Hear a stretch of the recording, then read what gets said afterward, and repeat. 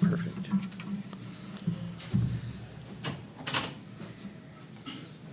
All right.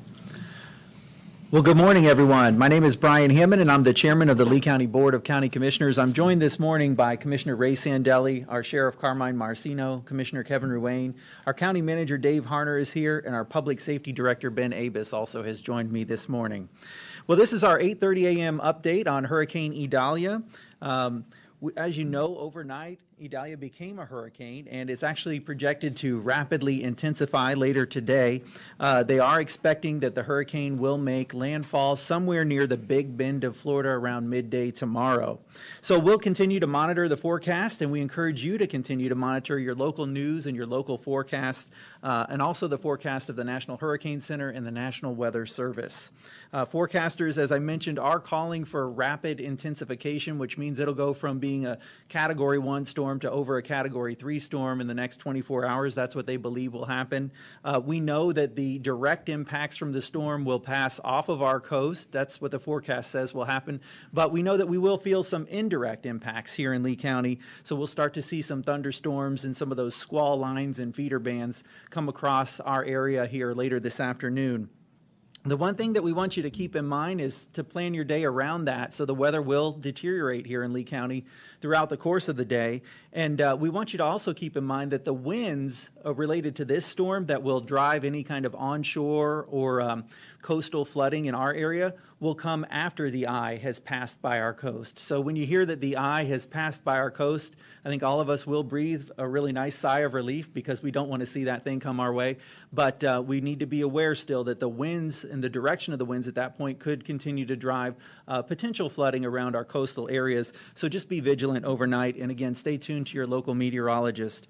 There is also a lot of storm activity on the south side of the storm, as I mentioned, so we want you to be cautious. Do not go to the beach today.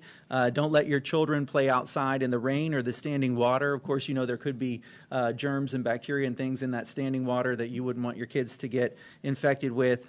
We ask you to stay inside during the heaviest winds of this storm.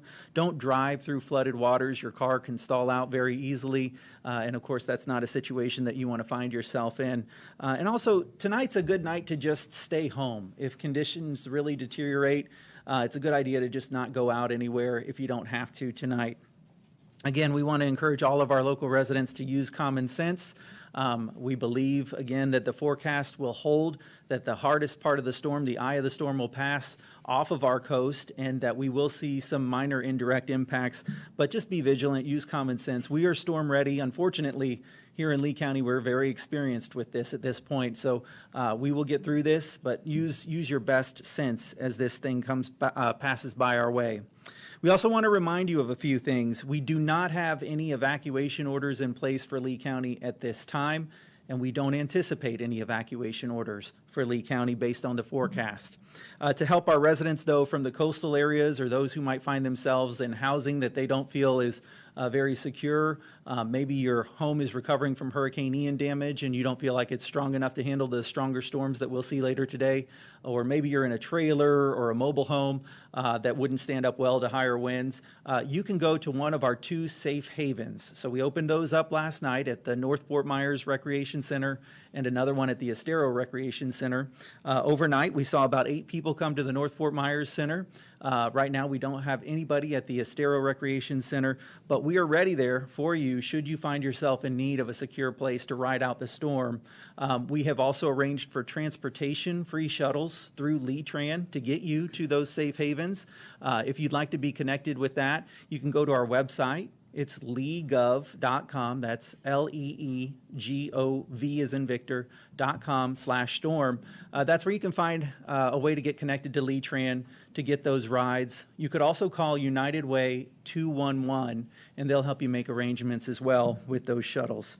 Finally, we do want you to know that the last pickup for those shuttles will be sometime around 12:30 today for folks who live on the outer islands like Pine Island. We ask that because things are going to start to deteriorate with the weather conditions later this afternoon, that if you're going to go to one of those safe havens, that you do so before lunchtime, sometime around lunchtime. And again, you might want to bring things to those that will help you be more comfortable. You're going to come and you're going to be in a gymnasium, and so if you want to bring portable chairs, if you want to bring blankets or bedding or something like that to help yourself be more comfortable, that's a really good idea. And pets are allowed there as well. In fact, we'll have animal control officers on site to help deal with any of the pets that are there. Few reminders that Lee County government is closed today, so our government offices are closed today, and our regular curbside trash pickup is going on today. They're picking up the garbage cans right now curbside. They have reported no issues with that. Once your garbage has been picked up, go ahead and just bring your can inside so that if the winds pick up later, it doesn't fly away. So a few things to talk about what's next. We're going to continue to monitor the storm and the squall lines as they come through. The Emergency Operations Center is at its level 1 activation, so everybody from every department is here monitoring the storm, and will be here 24 hours a day throughout the duration of this event. We're committed to providing regular updates to you all just like this. Go to leegov.com/storm or visit any of our social media platforms for regular updates throughout the day. We'll have another update just like this one probably around midday or later this afternoon if anything develops. And again, we want to just keep you abreast of any of the county developments as they happen. Right now, I'd like to introduce our Sheriff, Carmine Marcino, for a few updates from the Sheriff's Office. Thanks, Commissioner. Thank you so much. Appreciate it. Good morning. Thanks for being here. Updates from the Sheriff's Office. Overnight, my incident management team was here at the EOC. This team of specialized deputies monitor the storm and work together with our county leaders to ensure your safety, and will allocate Sheriff's Office resources throughout the county. The Real-Time Intelligence Center is also being used to track the hurricane and its path and monitor the different parts of the county that could be affected, utilizing the latest and greatest technology. On the waterways, the Marine Unit has 2 boats that will remain on the waterway, God forbid, in the event of an incident or an emergency response that's needed. My team continues to go above and beyond to make certain the great residents of Lee County are going to be safe no matter what comes our way. Last night, the Marine Unit made contact with the residents that are living on boats and close to the waterways to ensure they know about the incoming weather and how they can get ready to educate them to be safe during this event. We urge that boaters use extra anchors and seek harborage to get out of the wind. Areas in particular are Pelican Bay at Cayo Costa, Hurricane Pass, San Carlos Bay behind Fort Myers Beach, and downtown Fort Myers. We've seen how destructive Hurricane Ian can be. Okay, so we want to make sure we're covering all our grounds here. The homeless operations teams, the HOT teams, are working with Human Veteran Services to provide information and guidance for the residents that are transient in our community, to help those that don't have the ability to help themselves. Operations are ongoing. We will attempt to contact as many of the residents as possible. Ultimately, we want to make sure you're safe and secure, but ultimately, it's your decision, and accountability starts with you. Safe havens.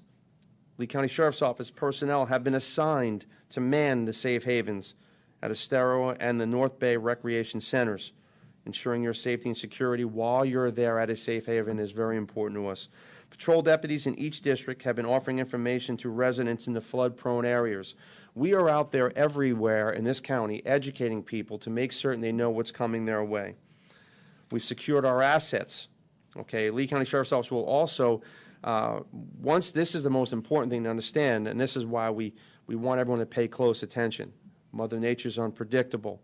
When we sustain a wind of 45 miles per hour, everyone comes off the roadways. That's for our safety and for everyone else's safety, which means when you are in place and the winds hit 45 miles an hour, when you dial 911 and you need fire, EMS, or law enforcement, we're not responding until it's safe. So we want to make sure that you're in a safe place before that event. Okay, this happened during Hurricane Ian, and the great call takers continue. So my team is still going to take calls from 911, okay, and they get logged. And the second we're able to re-engage, all our resources that are deployed throughout this county, we will re-engage without waiting 1 second. But it's a great reminder for us to make certain we have an emergency plan once we're in place. You know, you need to be self-sufficient. I'll cover this. First of all, Lee County is a beautiful county. The residents are amazing. We have law and order, and people are safe and secure. And their safety is #1 and paramount to all of us. I'll take a second, And I'll remind people, okay, with zero tolerance, this is looting, okay? Don't dare make that fatal error and try to loot in one of my great residents' home. I tell you this right now, you walk into someone's home, you're getting carried out. We're preparing for the worst-case scenario as a precaution. Our primary goal is always going to be your safety and security, and I can assure you that my team and our team here are ready for anything that comes our way, no matter what it is. Resources are deployed. We'll hope for the best, but we want you to know we're with you every step of the way, and we'll keep bringing you those updates. Thank you so much. Appreciate it. Thank you. Thank you, Commissioner. Absolutely. You know, I know I can speak for the entire Board of County Commissioners when I say thank you to the Sheriff's Office for keeping us safe out there. I also want to thank the folks with different fire districts and fire departments here in town and the folks who work for Lee County EMS as well. So our first responders are out there ready to serve you and ready to take care of you throughout this storm, and they do so knowing that their families are at home, obviously just like you are watching the storm. So we have a tremendous debt of gratitude to them, to our first responders, and to the people who stayed here overnight monitoring the storm on your behalf as well. We do live in a beautiful county. We live in a county that is rebuilding from Hurricane Ian that hit us just 11 months ago. I couldn't be more proud of the progress we've made so far, and we will make it through this storm again, whatever it sends our way. And with that, I'll take your questions.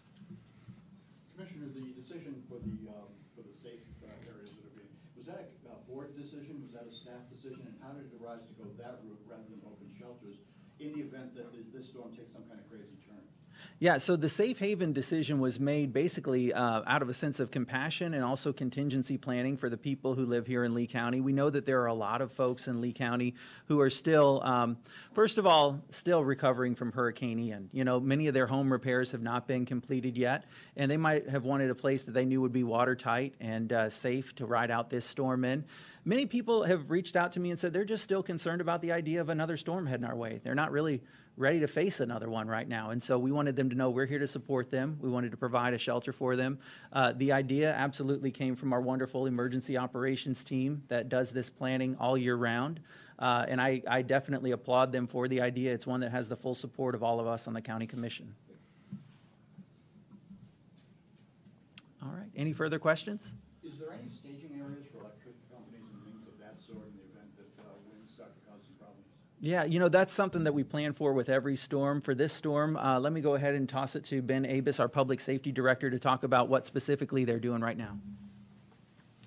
Thank you, Commissioner. We've been working with FP&L and LCEC on their contingency plans. We don't have any large staging areas for additional electric company staff that are staged here locally. Most of them are closer to the Tampa Bay area where the largest impacts are expected, but we are in constant communication with LCEC and FP&L. And how confident is the county that we're not going to see some kind of storm that takes the wrong turn? I mean, based on the meteorological advice that you're giving. Well, the question was, how confident are we in the forecast? And you know, I mean, we're looking at the forecast the same way the meteorologists at the TV stations are looking at the forecast, in the same way that everybody is looking at it. We're preparing for the worst, right? We're actually here in 24-hour-a-day operations with everybody fully manned at their stations, ready to go, ready to respond to anything that comes our way. I think all of us will take a huge sigh of relief when we see that eye go by. And we will be praying for our neighbors, though, throughout Florida who are going to ultimately receive the landfall of this storm. You know, one of the most touching things after Hurricane Ian was when people from other counties just showed up here in Lee County ready to help. And when I say that, I mean their first responders came here. You know, their county commissioners came here. County commissioners from Bay County, Florida showed up here after they had just gone through Hurricane Michael to talk with us about what we could do in the wake of a major storm. So we stand ready now to offer that help to whatever community gets hit with this. We're grateful for the help that we've received. So as we said, we're preparing for the worst.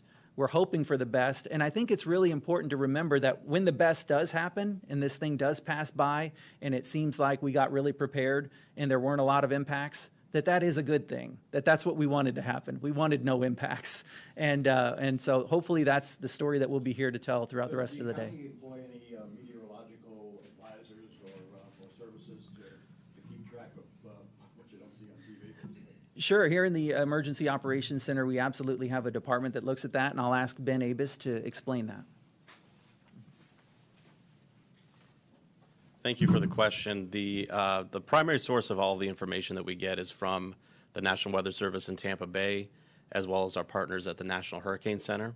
We do have a private meteorology company that we contract with that helps us to reaffirm some of the information that's more specific to Lee County. But the primary source of our information that we use for decision making is the federal forecasting partners at the NHC and the National Weather Service.